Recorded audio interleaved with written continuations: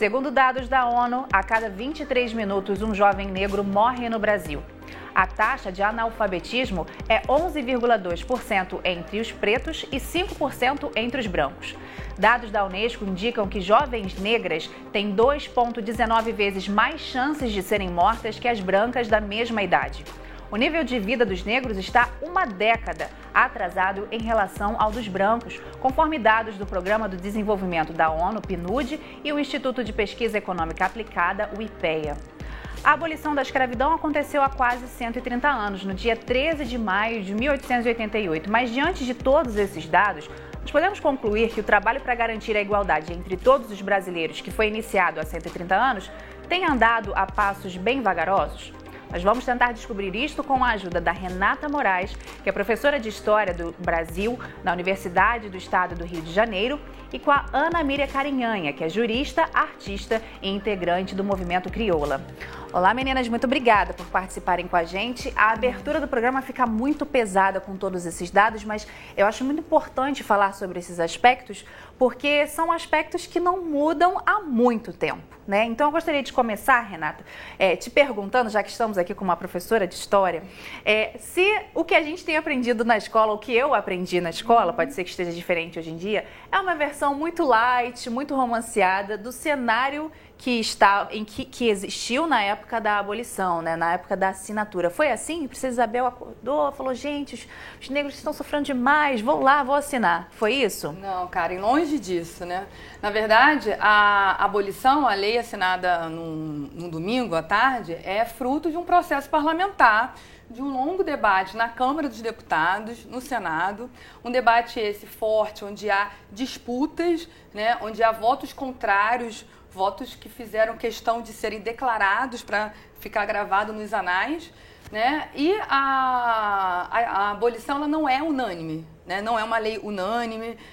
A Princesa Isabel não tinha escolha, né? Principalmente porque esse debate parlamentar ele foi muito rápido, né? Os parlamentares tiveram que participar de sessões num sábado, num domingo de manhã, então a sociedade pressionava, né? A lei ela foi assinada onde hoje é a Faculdade de Direito da UFRJ, no Campo de Santana, e aquela região estava toda cheia de gente esperando o resultado, assim como o Largo do Paço, que estava lotado, esperando a Princesa Isabel descer de Petrópolis para assinar a lei. Então, não tinha muita escolha nesse cenário. E se sabe qual que era o posicionamento dela? Existem registros que a gente possa dizer, não, realmente isso faz sentido ao que ela pensava ou não? No final da década, né, na véspera da abolição, o clima era mais favorável a alguma medida que fosse terminar com a escravidão. O Brasil era o último país... Essa pressão internacional, será que funcionou? Sim, é uma pressão internacional. Todo mundo, menos o Brasil, Menos o Brasil, né?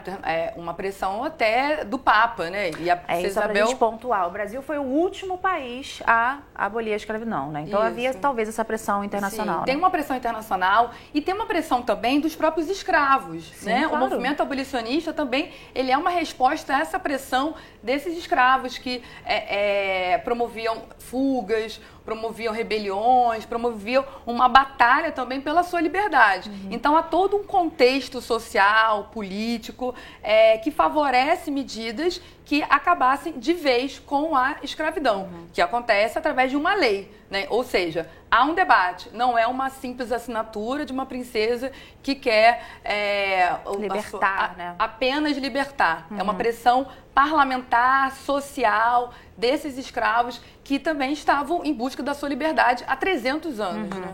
Agora, Ana, falando um pouco, a gente já viu o cenário, né? Falando um pouco das consequências, né? Tem muitas consequências, conforme a gente falou na abertura do programa. E outra consequência que eu gostaria que a gente levantasse e explicasse para quem ainda não conhece é esse mito da democracia racial. 130 anos depois dessa assinatura, existe a democracia racial?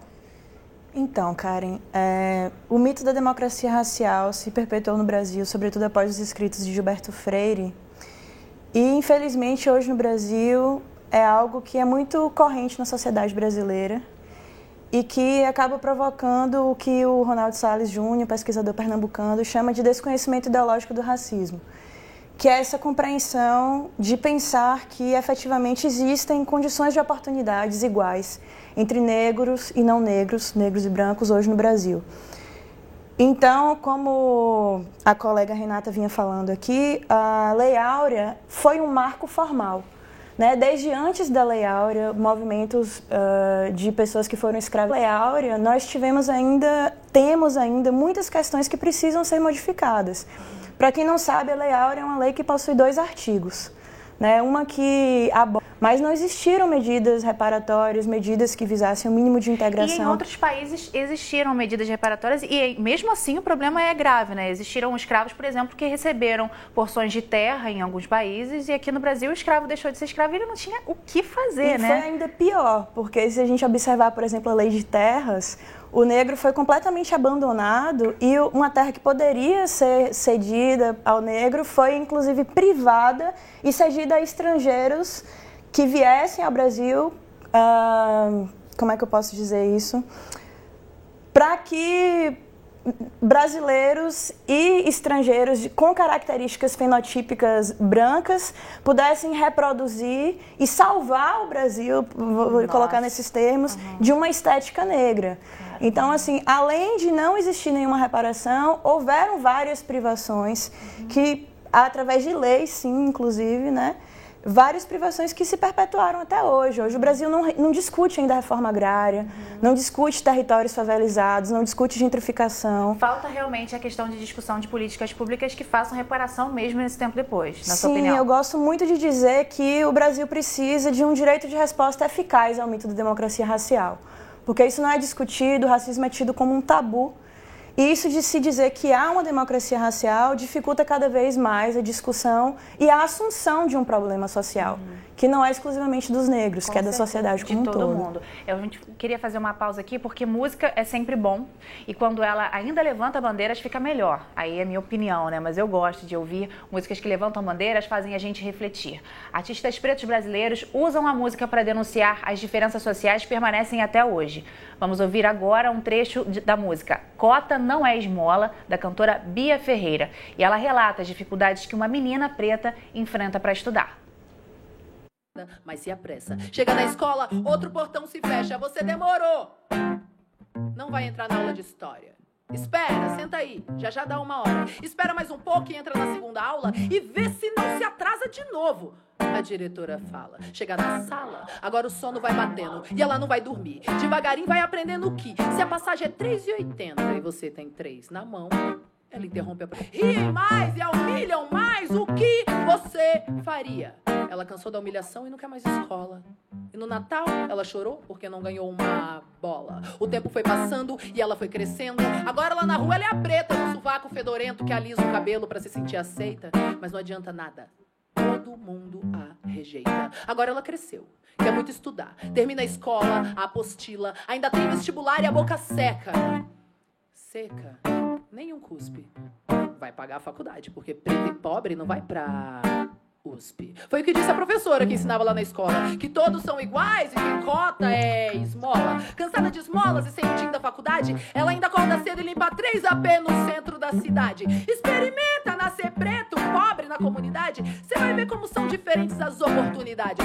E nem venha me dizer que... É muito forte essa letra inteira e a forma como a Bia canta também é muito forte e muitas meninas pretas se identificam nessa canção. 2 aspectos que eu gostaria de levantar para a gente passar para a discussão é o seguinte: você falou sobre a estética negra, né, que foi altamente rejeitada e houve até essas leis para que ela não existisse, e hoje em dia a gente vê ainda a questão da intolerância à tal da estética negra e também a religiosidade, né? As religiões de matriz africanas têm uma questão, assim, um sofrimento muito grande e até sofrimentos violentos, né? Esses ataques são também consequências, são esses ranços que ficaram da época da escravidão? Sim, são.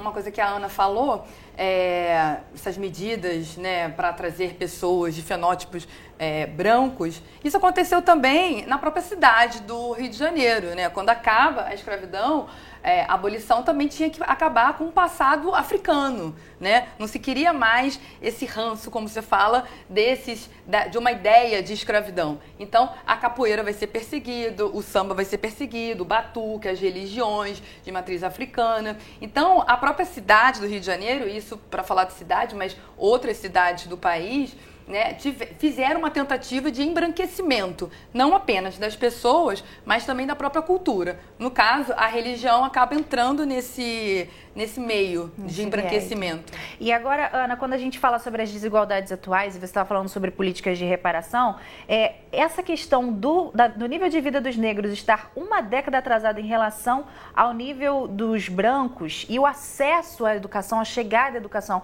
essas medidas, como a Bia fala, né, de cota, que não é esmola, ajudam realmente a diminuir essas desigualdades? Eu acredito que sim, e todas as pesquisas sérias a esse respeito também dizem que sim. Né, as cotas estão sendo um grande sucesso, vamos passar para um período de avaliações e espero que a gente continue ainda com essa política, que é uma política pública transitória, temporária, que não vai resolver todos os problemas relacionados às questões raciais no Brasil, mas que avalio como sendo uma política muito importante e que tem, sim, trazido em alguma medida o acesso de pessoas negras nas universidades, a depender dos concursos públicos, mas ainda é uma medida que é pequena, né? O processo de segregação, de opressão, de humilhação e de todas as violências que ocorreram com as pessoas negras escravizadas que vieram para o Brasil e que depois, enquanto brasileiros, constituíram suas vidas aqui. Esse processo foi e é muito violento e precisa de medidas muito mais eficazes do que as cotas. E aí, quando você fala sobre essas medidas, me sobe aqui uma interrogação. Você pode dar um exemplo de uma medida que precisaria entrar em vigor que talvez diminuiria essa questão da desigualdade? Um exemplo para nós? Nós precisamos pensar, por exemplo, a partir do meu trabalho, né, em crioula com mulheres negras. Se nós pensarmos hoje, quais são as demandas das mulheres negras na sociedade? São demandas básicas, por saúde, por educação, por ter direito a não ter seus filhos assassinados pelos policiais, claro, né, dos próprios policiais negros, que são também os que mais morrem em confronto. Então, assim, existem várias medidas. Sobre a coordenadora de crioula, gosta muito de dizer que raça é uma modalidade de vivenciar classe. Então não tem como a gente dividir isso, né? Inclusive considerando também gênero e todas as interseccionalidades. Se nós observarmos, como Angela Davis diz, quando uma mulher negra se move, a sociedade toda se move. Sim. Né? Então a gente pode observar, por exemplo, o sucateamento do SUS, o sucateamento das universidades públicas, né? A ausência de políticas reparatórias, de políticas de distribuição de renda, de políticas que pensem em reforma agrária, questão territorial. Então, assim, são várias questões que estão permeadas em múltiplas dimensões da vida da população e que são escamoteadas e lidas a partir de uma ótica estritamente econômica e que acredito que por demagogia ou por falta de compromisso político mesmo são desprezados dentro do contexto. E aí você falou, essa frase da Angela Davis é uma frase fortíssima, né, que faz muito sentido, por exemplo, quando a gente pensa na morte da Marielle, que foi uma morte e muita gente não entendeu por que causou toda aquela comoção e ainda causa, mas é porque realmente você mexer com uma mulher negra mexe realmente com a sociedade. Quando a Angela teve essa sacação, ela teve realmente, né, um momento. E justamente falando sobre essa questão relacionada com a morte da Marielle, a gente vai conversar agora com a Elaine Santos, que é professora de Sociologia na Rede Pública de São Paulo e faz doutorado em Sociologia também na Universidade de Coimbra. Olá, Elaine, você me escuta bem? Olá, escuto. Então, eu gostaria justamente de pedir para você explicar para nós o que te levou a escrever aquele texto em que você faz esse paralelo, né, justamente no momento da morte da Marielle, com a princesa Isabel e a esquerda brasileira. Conta pra gente o que te levou a pensar esse raciocínio? Sim. Na realidade, quando a gente fala em abolição, a gente só pode falar no marco da denúncia e do posicionamento político, né? Então, assim, como mulher negra e estando fora do Brasil, eu tento também me organizar com os negros daqui e com os negros daí. Então, no Twitter, nós temos um grupo que é o Afro Segue Afro, que a gente chama de Black Twitter. E desde que a Marielle morreu, assim, a gente está discutindo essas questões, e também porque é um ano de eleição, de como os negros entram nas políticas de esquerda no Brasil. E aí nós percebemos que havia um certo uso da morte da Marielle por grande parte da esquerda. E aí, pensando historicamente, eu resolvi escrever porque os negros sempre entraram na política pela porta dos fundos, né?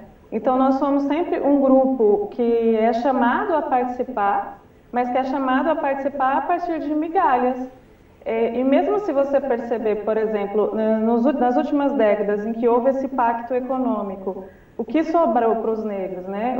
Quantos negros morreram em todo esse período? E justamente esse aspecto eu gostaria de ressaltar com você. O que você acha quando você diz que os negros morreram, muitos negros morrem, e a gente começou o programa falando justamente esse dado, né? A cada 23 minutos um jovem negro morre. Você acha que a sociedade brasileira, ela se importa com esse dado? Isso incomoda?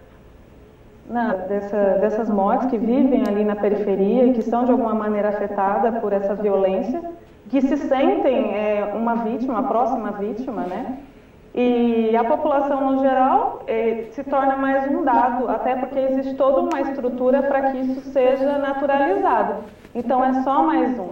E eu acho que, por outro lado, o que mexe assim, com a população, o fato da Marielle ter sido assassinada, é também isso, mostrar que, apesar de a gente conseguir alçar outras estruturas, por exemplo, ela como vereadora, outros que são acadêmicos, nós continuamos sendo... Conversar com você é um dado que me chamou muito a atenção. No início do ano saiu a pesquisa dizendo que por mulheres negras de baixa escolaridade. Você acredita que esse dado, né, esses 7 milhões de empregados domésticos no Brasil, também é uma consequência dessa abolição tardia? Eu acho que sim, é uma consequência também, mas é uma consequência do capitalismo e da forma como o Brasil entra nesse sistema, né?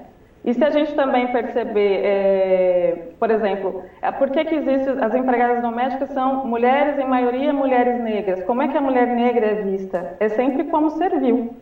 Então, o fato de ter tido a abolição, eu penso sempre que coloniza até as nossas rebeldias, porque houve uma série de revoltas até chegar na abolição, e isso ninguém conta, né? Isso não é histórico. Então, se você pensar também no alarido que teve quando tentaram aprovar a PEC das domésticas, que garantia direitos mínimos para as domésticas, houve uma imensa rebeldia por parte de uma classe média que é egoísta, é medíocre e que não tem um projeto de sociedade. Então, tudo isso faz parte também dessa história escravocrata, porque a história é continuidade, né? Como dizia já o Mariátegui, a história ela continua. Então, isso são os resquícios do nosso histórico de escravidão, que tem que ser corrigido. Porque veio a abolição, mas os outros direitos não acompanharam, né? E a gente estava falando isso no início, né? Que a lei não há abolição e não adianta mudar de ideia, não vai ter. Só tem essas duas situações, né? Elaine, eu quero muito agradecer a sua participação, te desejar aí um doutorado maravilhoso, que você volte para o Brasil ainda mais inteligente, viu? Obrigada. Obrigada pelo... Agora, esse aspecto da população doméstica, das empregadas domésticas, dá uma impressão que se você nasce menina, preta, você só tem essa possibilidade, né?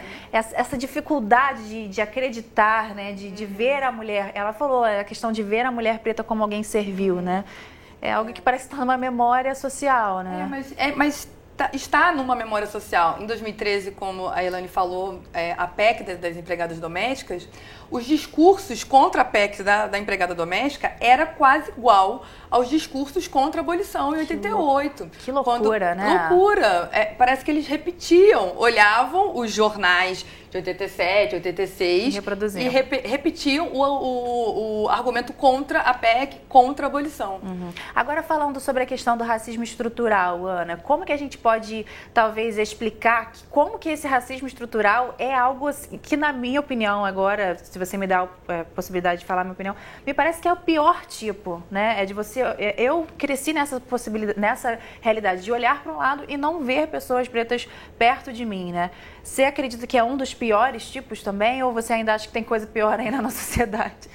Então, eu acredito que o racismo é um problema social complexo que se dá em diversos níveis da sociedade, né? Interpessoal, intrapessoal, institucional, estrutural, mas que existe um projeto de Estado racista que funciona muito bem, funcionando muito mal para a sociedade como um todo. Então, quando a gente fala assim de racismo estrutural, tá tudo interconectado, né? O modo como as pessoas se sentem, o modo como existem as representações ou os papéis sociais que são atribuídos a determinadas pessoas. E eu queria pedir licença para discordar, mas eu, enquanto mulher negra, eu quero ocupar os melhores espaços. Lógico. Né? E assim, acho que a gente precisa ouvir o que as mulheres negras estão dizendo. Tem muita rebeldia, tem muita insubmissão, tem muita coisa acontecendo. Essas mulheres precisam de espaço para serem ouvidas, para demonstrar sua potencialidade, para demonstrar o que elas estão criando e produzindo e discutindo. Acho que tem muita coisa boa, muita coisa nova acontecendo.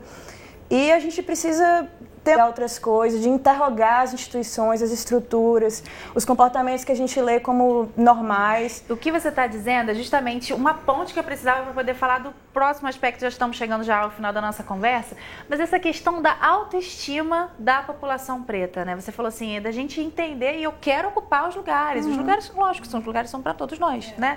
E eu gostaria também de trazer uma outra musiquinha, porque já que eu estou tendo a oportunidade de mostrar músicas, vamos falar sobre isso, né? O Rincon Sapiência tem uma música chamada A Coisa da Preta, e A Coisa Está Preta, né? Desculpa, eu falei errado. E fala justamente sobre a autoestima dos pretos. Vamos assistir um trechinho.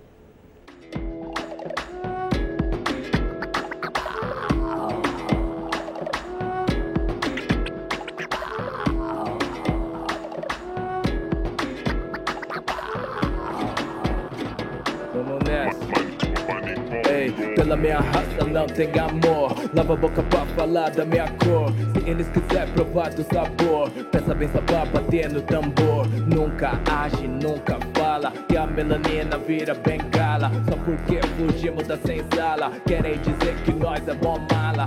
Abre alas, tamo passando, polícia no pé, tão embaçando. Orgulho preto, manas e manos, cargo no crespo, tamo se armando de turbante ou bombeta. Vamos jogar, ganhar de lambreta, problema deles não se intrometa. Olha, a coisa tá ficando preta. Essa batida faz um bem, diz da onde vem. Corpo não para de mexer, dá até calor. É vitamina pra alma, melanina tem. E todos querem degustar desse bom sabor. Vamos, vamos, vamos, sem corpo mole, mole, mole. Tamo no corre, corre, corre, a coisa tá preta.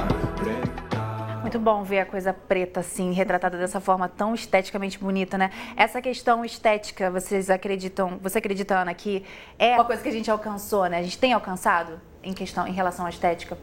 Não só em relação à estética, mas do ponto de vista do reconhecimento, da representatividade, de poder colocar essas questões em espaços públicos e poder discutir de maneira séria todos esses assuntos. Sim. Eu acredito sim que nós temos, ainda que não da maneira como eu gostaria de poder estar discutindo hoje, acredito que nós temos tido muitos avanços. Né? Essa questão da estética é muito importante porque é o modo como você se vê a si mesmo e aos seus iguais, né? De você se reconhecer bonito, se reconhecer seguro. Se aceitar. Não só se aceitar, mas se compreender enquanto parte de um todo. Que existe um reconhecimento daquilo dentro da sociedade. A gente está no minutinho final, mas eu não gostaria de terminar esse programa sem falar sobre essa questão. Se vocês puderem resumir para mim. A questão da luta contra o racismo é de pretos e brancos? De todos nós. Né? Eu, como professora da UERJ, né, a primeira a adotar cotas, né, eu vejo uma luta diária dos meus alunos contra o racismo, a favor também de uma estética negra, alunos se reconhecendo negros por entrar numa universidade, ver outros, né? Então, o racismo é um mal que tende a acabar, eu acredito nisso, com a educação. Com a educação, a tendência é acabar, né? Mas também com políticas públicas de acesso à educação, à saúde, ao fim da violência policial. Temos que acabar assim. É de todos nós. Sim. Eu quero muito agradecer a participação de vocês. Programa muito legal, poder ouvir o ponto de vista de vocês foi maravilhoso, viu? A você de casa também, eu agradeço muito a sua companhia. Aqui no futuro a gente vai continuar falando sobre esses aspectos e cobrando e sugerindo mudanças para que a gente tenha uma sociedade mais igualitária e boa igualmente para todos, viu? Se você quiser rever esta ou outras entrevistas, é só acessar o futuraplay.org. Um beijo e até a próxima.